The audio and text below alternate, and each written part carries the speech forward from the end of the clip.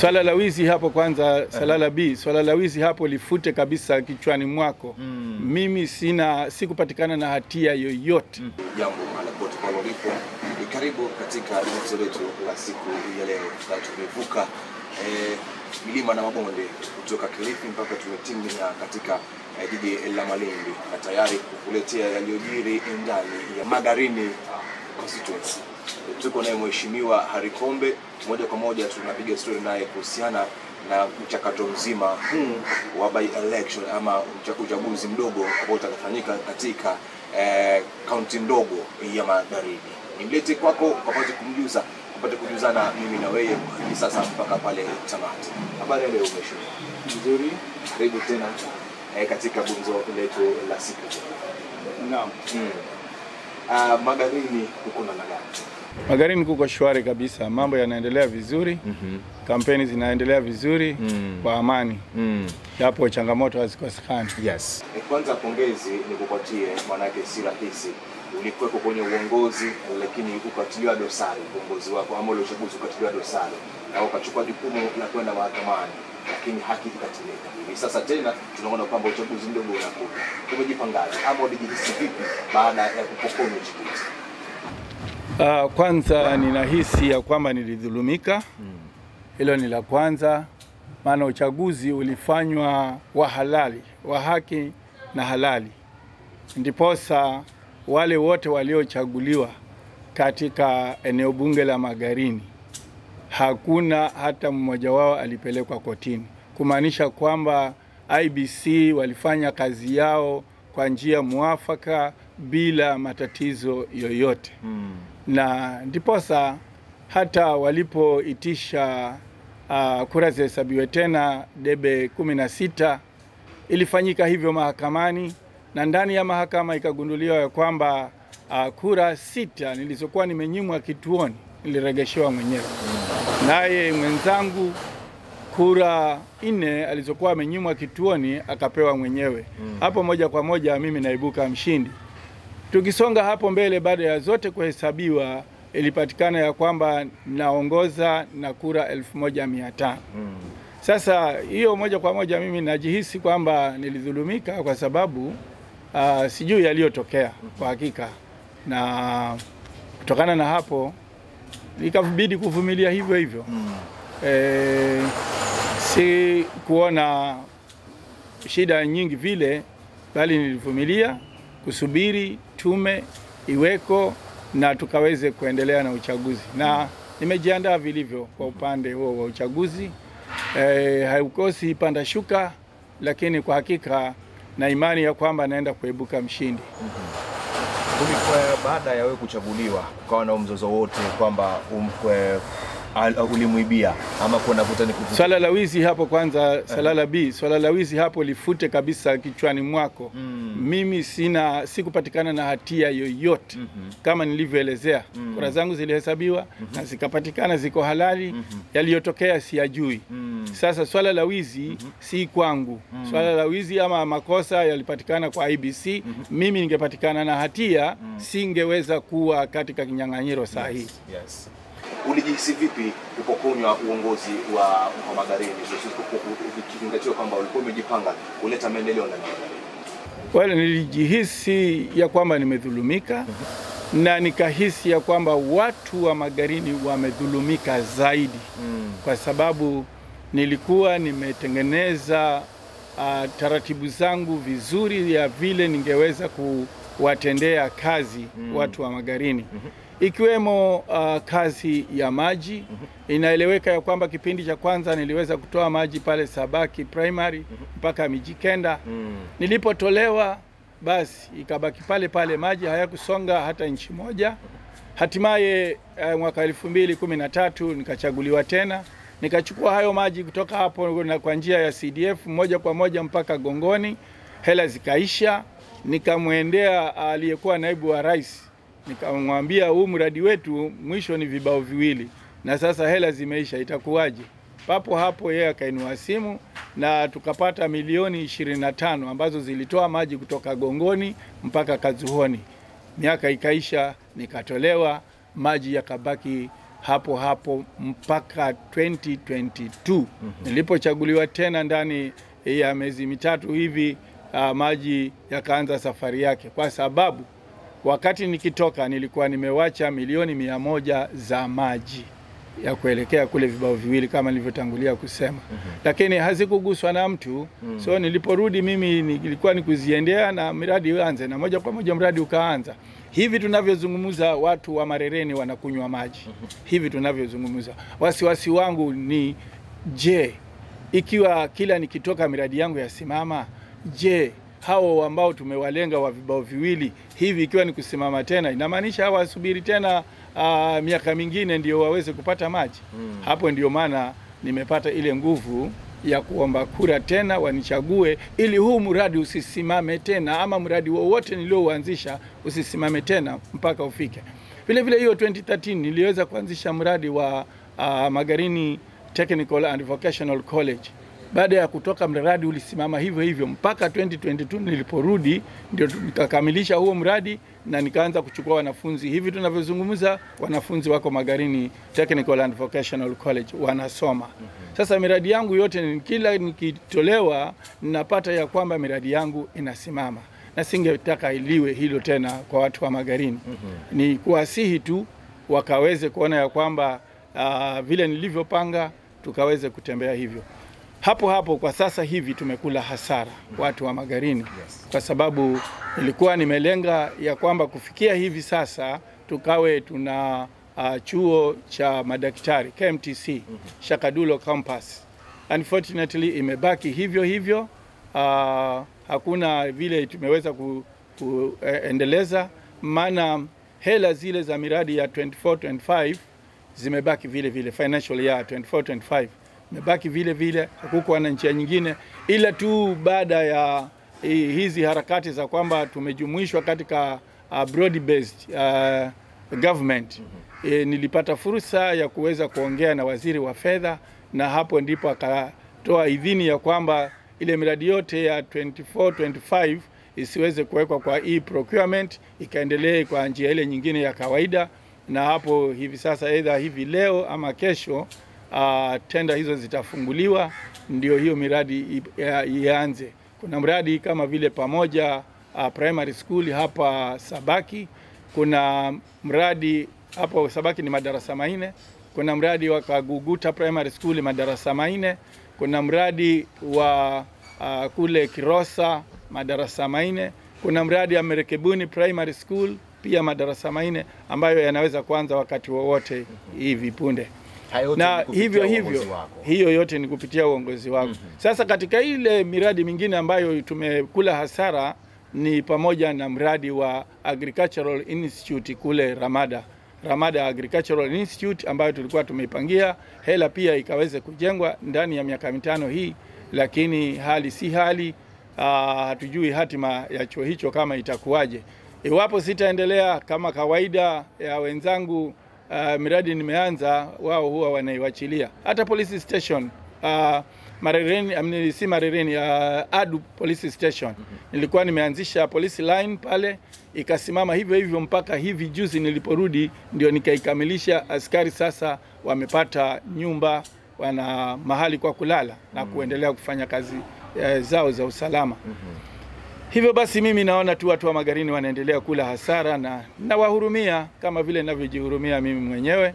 Na pia vile vile kuna mradi mwingine ambao tulikuwa tumeuweka wa kukuza talanta, ambayo ilikuwa ni Magarini Sports Academy, ambayo tulikuwa tunaijenga pale karibu na Galana Teachers Training College. Hapo tuna uwanja Galukani pale ambapo tulikuwa tufanye huo mradi. Tulikuwa tumeshazungumza na gavana na akasema tutafanya partnering katika NGCDF na county ili tukaweze kujenga hiyo Sports Academy, ambapo mambo ya athletics yatakuwa yanaendelea hapo, masomo ya kawaida kutoka chini chekechea tukiendelea juu mpaka hata masomo ya sekondari tutajumuisha pale, ili hali huku kando wakiwa wanaendelea na kukuza zile talanta zao.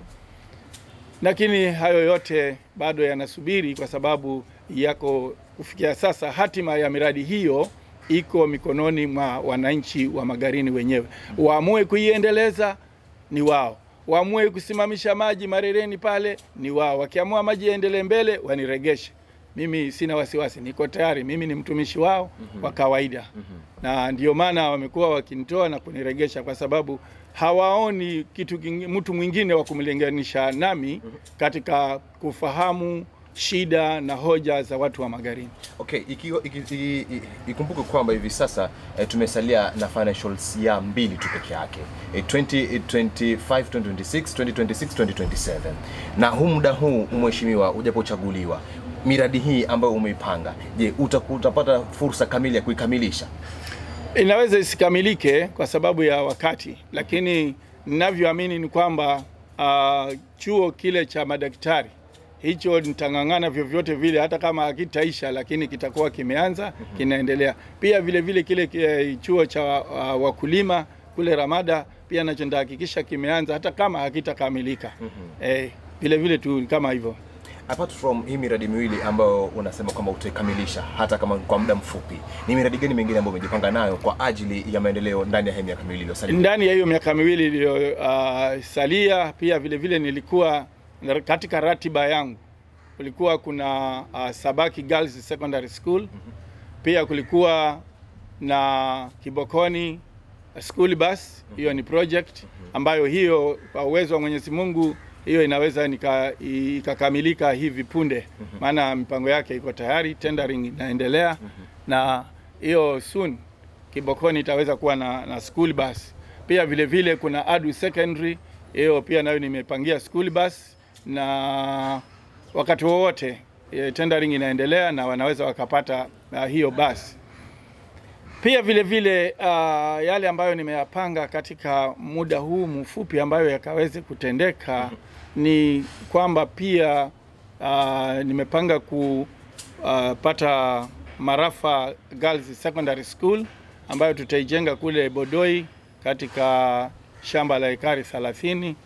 Hiyo shamba iko tayari na inangojea kama nilivyokuambia, haya yote kukamilika, hatima yake iko mikononi mwa watu wa Magarini.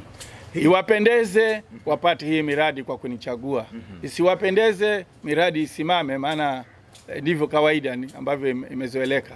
Hiki kipindi ambacho umekuwa nje ya uongozi mheshimiwa, watu wa Magarini wamekuwa wamejenga imani kwamba mheshimiwa Harikombe yuko na uwezo kutufikisha mahali.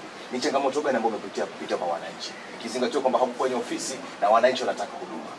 Nimeendelea kuwahudumia masuala ya mashamba, wakija kwa ushauri nilikuwa ninawashauri, masuala ya elimu hata nikiwa nje bado nilikuwa ninakusanya wanafunzi na kuwapeleka katika hizi TVETs. Kabla kufungua ile Magarini Technical and Vocational College, pale mwanzo kabisa niliweza kukusanya wanafunzi 151, nikawakodishia mabasi moja kwa moja mpaka Bungoma National Polytechnic. Wakaenda nikawasafirisha na pamoja na wazazi wao na wale viongozi wangu ambao wako huko nyanjani.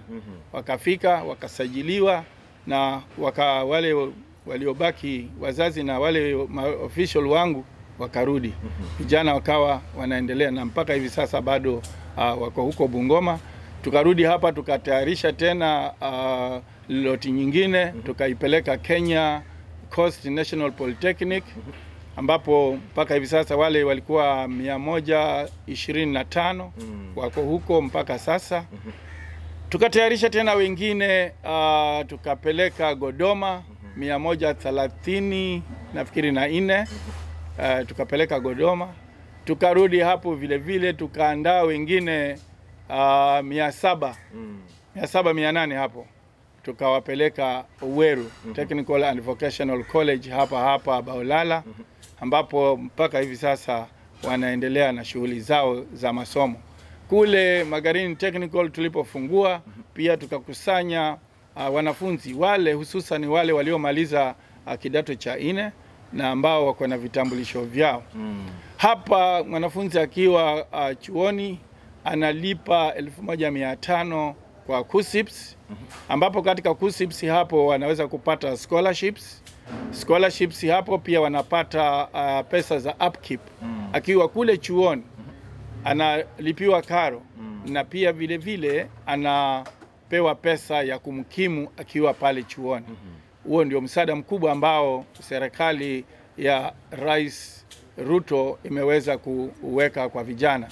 Na ni mradi mzuri, nimeushuhudia, matokeo yake ni mazuri. Vile ikizingatiwa kwamba saa hizi tunaelekea upande wa kwamba tukaweze kuwa na ujuzi. Hivyo tukiwa na ujuzi tutakuwa tumeondoka kule kwa swala la kutafuta kazi.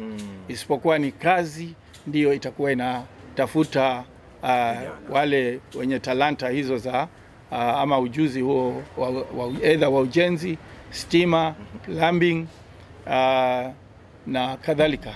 Ulichukuliaje mheshimiwa baada ya yule mpinzani wako, kwa sababu hivi sasa tuko kwenye serikali ya broad based, wakaitwa ili aje akuachie chikiti ukapate kupigana na wale wengine ambao ni wapinzani gushi, naweza sema wapinzani gushi kwa sababu hawakuweko tayari, lakini jamaa akakatalia, still akasalia pale pale.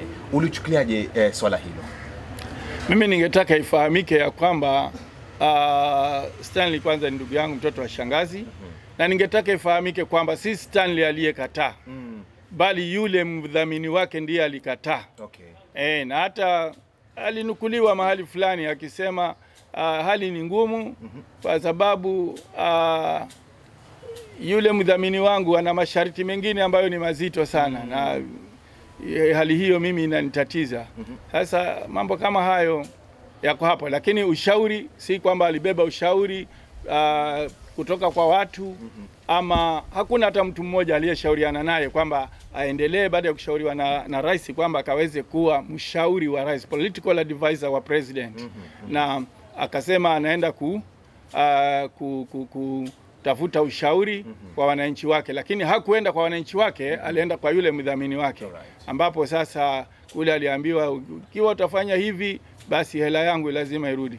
Ile kipindi cha kwanza wakati wa huo uchaguzi tuliokuwa nao general election, walitumia hela nyingi sana, mamilioni ya pesa, na mimi sikuwa na chochote. Na wakaona nimechaguliwa na nimewashinda kwa kura chache. Hizo kura chache wakaona wanaweza kutumia pesa, wakafanya nini? Wakachukua kiti. Ndipo hapo sijui ilikuwaje mpaka wakapewa huo kushinda hiyo kesi. Lakini mimi nauliza tu wananchi wa Magarini wakathibitishe ya kwamba kura hupigwa kwa polling stations, hazipigwi mahakamani. Hilo tu ndilo nawauliza watu wa Magarini wakaweze kuthibitisha. Na kama hakika ni watu ambao wanajipenda wao wenyewe na wanapenda maendeleo yao, historia imewaonyesha wazi kwamba kila nikitoka miradi yote inasimama. Wanabaki wakihangaika kulalamika hapa na pale, lakini hayo yote huwa majuto ni mjukuu, huja baadaye. So hatima yote hiyo iko mikononi mwao. Serikali ya broad based government imekusaidiaje mheshimiwa katika uchaguzi mdogo? Serikali ya broad based kufikia hivi sasa tuko katika mawasiliano mazuri na rais, na tunaendelea vizuri. Ananisaidia hapa na pale katika kuendeleza hizo kampeni zangu. Na kusema ule ukweli, uwe mpishi mzuri kiasi gani, hakuna vile utaweza kutoa chakula kizuri watu wakafurahie ukiwa nje ya jiko. Hivyo kupata maendeleo katika eneo lolote ni lazima uwe ndani ya serikali. Hata ile miradi niliyoipata huko siku za nyuma, kama vile kuvuta umeme kutoka Ramada mpaka Kazandani pale kwenye visima, hiyo ni kazi ilifanywa kwa siku 4, na ni kulingana na uhusiano wangu na president wakati huo akiwa naibu wa rais. Tuliweza kufanya hivyo. Tulikuwa na uhusiano mzuri, na hata hivi sasa bado tuko na uhusiano mzuri. Nina imani miradi yote ile ambayo imefungika, niwapo nitarudi kwa kiti, itafunguka na itafanyika yote. Kama hiyo mradi wa barabara ya kwenda Ngomeni kuwekwa lami imefungika kwa sababu sitofahamu zisizoeleweka, lakini mimi na imani kabisa nikikanyaga bunge hiyo haitachukua muda, mradi huo utaanza na ukaweze kutembea. Muda ambao umekuwa nje mheshimiwa, wananchi wamehangaika sana, na hususan kwenye kipindi hiki cha maji. maji yamekuwa ni kero katika kaunti yetu ya Kilifi. Hili swala la maji mheshimiwa, unalizungumzia? Swala la maji kwangu mimi ni swala ambalo ni lepesi kiasi, kwa sababu mimi kibarua changu ni kuhakikisha hayo maji yamefuata hiyo barabara mpaka yamefika mwisho wa eneo bunge langu pale Chuma Mrefu. Yakifika hapo Vibauviri, basi story yangu imeishia hapo. Kusambaza hayo maji ni jukumu la county. Yes. Na sina tashishi kwa sababu gavana tuliye naye swala la maji yeye hulivalia njuga na anafanya kazi. Pia waziri wake ni kijana mdogo ndio, lakini kwa utendaji kazi amejitolea, iwe ni usiku wa saa ngapi. Kama mahali kuna shida utampata yeye mwenyewe yuko pale pale, akishughulika na mafundi ili kurekebisha watu wakapate maji. Serikali ya mstahiki gavana Mung'aro ni serikali ambayo inajali sana masilahi ya wananchi. Tukirudi kwenye maendeleo ama miradi yako katika kipindi hiki cha miaka miwili iliyosalia, punde tu ujapochaguliwa kuingia pale tena pale bungeni, ushirikiano wako wewe na vijana ni gani? Utakuwa gani? Ikizingatiwa kwamba hivi sasa kuna kijana ambaye amesimama pale ambaye anataka kukupinga ama anakupinga katika uchaguzi huu. Kijana mwenyewe ambaye ananipinga kwa wakati huu, sioni kama ni kijana ambaye ana uzito, na sioni kwamba ni kijana ambaye ana utu kwa watu wa Magarini. Yuko pale tu kwa manufaa yake peke yake. Kazi anatafuta. Mimi sitafuti kazi. Natafuta kufanyia watu kazi, kuletea watu maendeleo. Hiyo tu ndio kitu ambacho mimi kiko pale. Na kwa ushirikiano wa hao vijana na jamii nzima ya Magarini, na amini ya kwamba tutaweza kupiga hatua zaidi. Ikumbukwe katika historia ya kwamba pale nilipoipata Magarini sipo pale ilipo. Mfano kielimu, wakati nikichukua hatamu 2002, shule za sekondari zilikuwa ni 2 peke yake. Galana na Marafa. Katika kipindi hicho cha kwanza, japo nilikuwa nina kesi mahakamani kwa zaidi ya miaka 4 ambayo ilikuwa imewasilishwa na marehemu Daraka Mbuzi, niliweza pia kujikakamua kupitia masuala ya CDF na nikajenga shule 25 mpya ndani ya miaka 5, zikawa 27. Niliporudi tena 2013 nikaongeza zingine za wasichana na zingine za mchanganyiko za mseto na zikawa 10. Saa hizi tukizungumuza tuko na takriban shule 37 za sekondari ndani ya Magarini.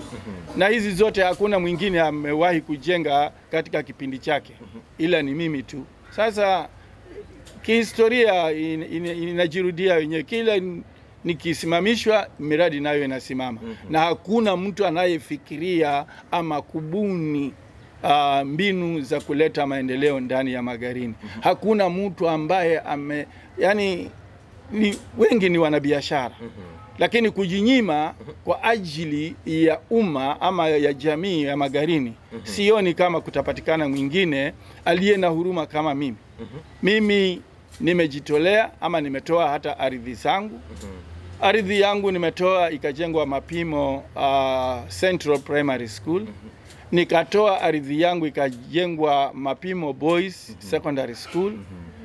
Pia vile vile nikaanzisha ununuzi wa shamba ya Mapimo Girls Secondary School, japo haijamalizika kulipwa baadhi ya wale waliokuwa wenye mashamba, lakini hela za kwanza na ujenzi wa kwanza wa hiyo shule ilikuwa ni chini ya usimamizi wangu.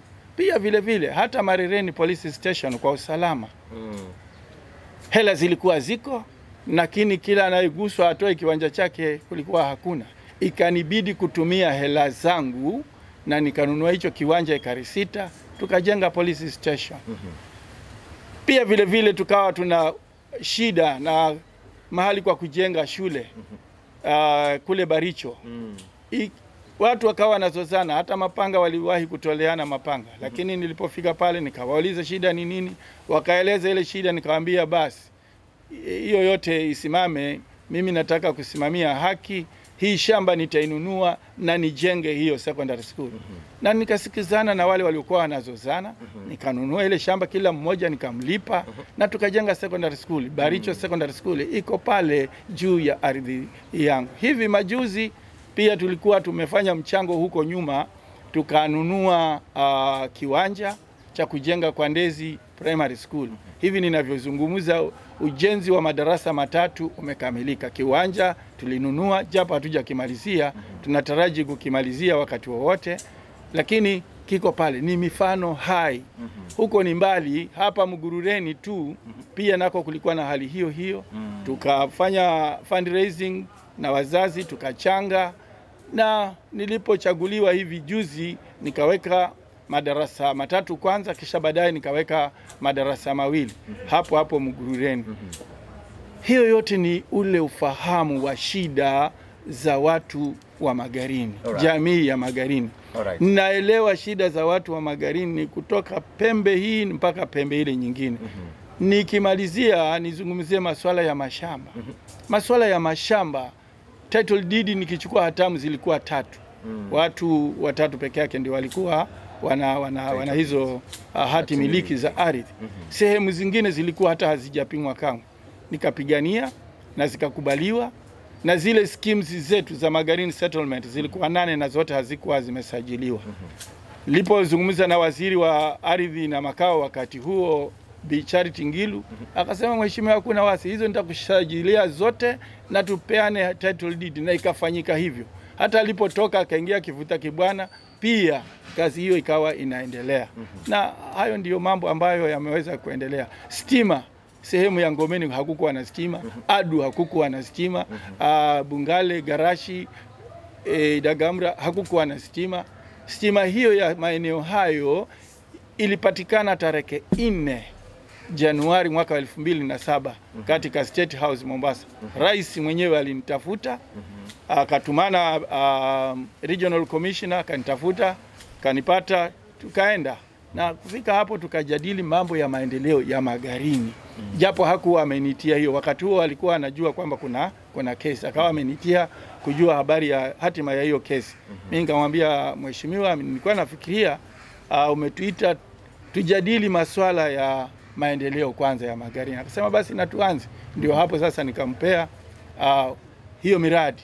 Na kufikia hivi sasa hiyo miradi yote ni kama imekamilika. Isipokuwa ile mradi wa barabara ambao haukuanza kipindi chake, ulikuja kuanza kipindi hiki cha Mheshimiwa Uhuru Kenyatta, akiwa pia na naibu wake Ruto, Mheshimiwa Ruto. Sasa hapo ilipokuja kuanza, ilikuwa ni mradi ambao tayari ulikuwa unajulikana huko nyuma. So wakakuja wote wawili, wakaufungua na mradi ukaendelea. Nilipotoka huo mradi umesimama huko Sosoni, na lakini natumai hivi wananchi wa Magarini ikiwapendeza niendelee kuwahudumia moja kwa moja, huo mradi tutaukamilisha na tufanye maendeleo mengi zaidi. Asante sana mheshimiwa. Ikiwapendeza wakazi wa Magarini, karata ama mpira uko katika miguu yenu hivi sasa. Maana kama alivyosema mheshimiwa kwamba miradi ni mingi ambayo imesimama, na haya yote yanasababishwa na nini? Sababu ni kwamba hayuko kwenye uongozi. Lakini punde tu mjapomrudisha kwenye uongozi, basi swala hili la miradi na maendeleo ndani ya Magarini kwake ni shwari, litaendelea tu kwa usawa kabisa. Nikirudi kwako mheshimiwa, umejipanga vipi kutokuwa na ajira? Tunaongezeka siku ifika mtu pekee yake, lakini hata taifa yote kwa ujumla. Upande wa Magarini, kazi kwa vijana umejipangaje? Nafikiri hilo swali nimelijibu nilipoanza kuelezea ya ile hatua. Hauwezi kuenda kusimama mahali unatafuta kazi. Mimi natafuta kazi. Kijana, unatafuta kazi gani? Kazi yoyote tu nitakayopata. Hiyo application ya kazi yoyote itaandikwaje na itakuwa inaenda kwa nani? Kwa mtu yeyote. Inakuwa hakuna mwelekeo hapo. Ndiposa nikachukua hatua ya kutafuta vijana wako wapi, ni waende wakasomee kazi za mikono na wawe na ujuzi. Ndio akisema mimi natafuta kazi, Unatafuta kazi gani? Mimi natafuta kazi ya ujenzi. Niko na diploma in masonry, niko na diploma electrical engineering, niko na diploma textile and design. Yani ni kitu ambacho anakizungumzia na anakijua. Na wakati mwingi hii shida ya kutafuta kazi ni kwa sababu hakuna ule ujuzi unaohitajika. Lakini haistahili mtu akatafute kazi. Ni kazi imtafute. Mathalan kama waumini wa kanisa wanataka kujenga kanisa. Ni mjenzi ataenda kuuliza kazi? Hapana. Wale wasimamizi wa kanisa ndio watakaotoka kwenda kutafuta mwanakandarasi wa ujenzi. Na hapo itakuwa ni kazi imemtafuta mtu ambaye na ujuzi wake. Hicho ndicho ambacho mimi ninapigania zaidi, kuwawezesha vijana wakaweze kuwa na ujuzi, ili kwamba hata zaidi ninawahimiza.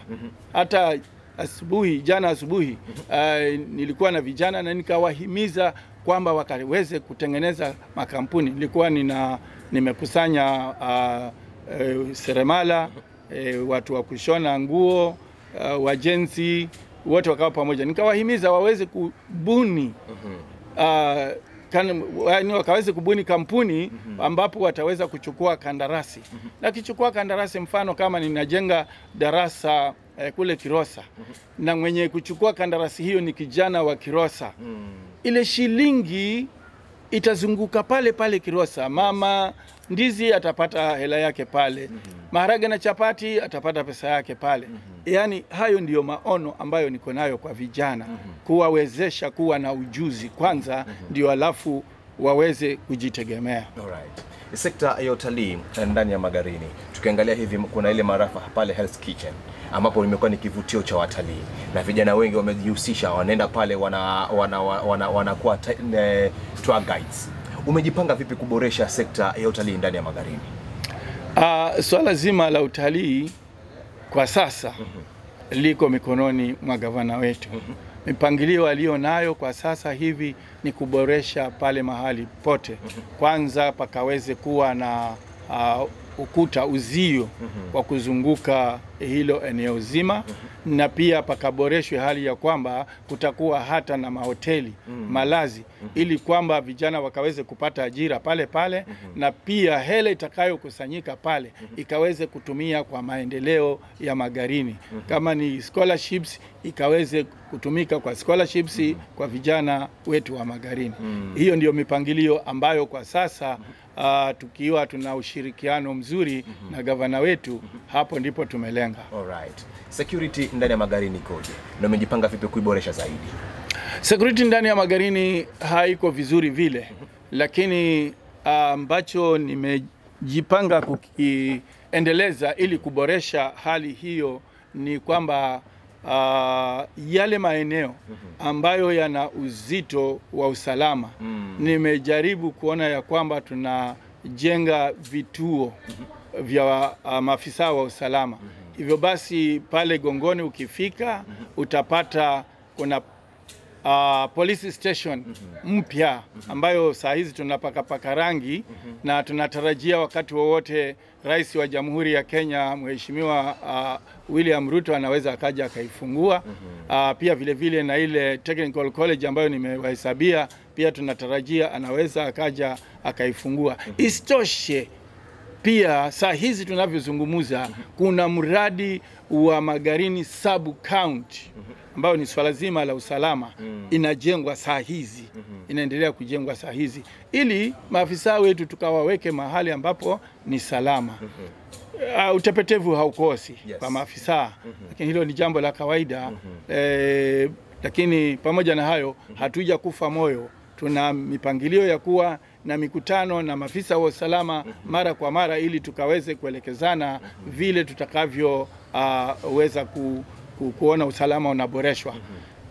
Hususan kwamba maeneo ya Adu, Changoto, Masa, kurudi mpaka Kilulu na hayo maeneo mengine, unapata ya kwamba kuna hawa wafugaji wa kuhamahama wanatatiza watu.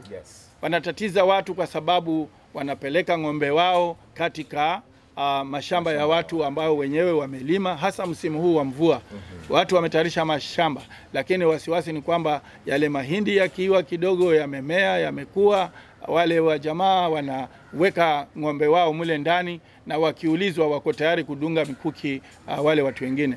Hata hivyo swala zima hilo gavana amevalia njuga pamoja na gavana wa Tana River wakaweze kuliweka sawa, ile cut line ambayo iko ya wafugaji wawe upande ule na wakulima wawe upande huu. Hilo ndilo swala zima ambalo tunataka kulizingatia, tukaone ya kwamba wale wafugaji wanakaa ng'ambo hiyo nyingine na wakulima nao wakaweze kulima na kukuza chakula, wakaweze kujitegemea.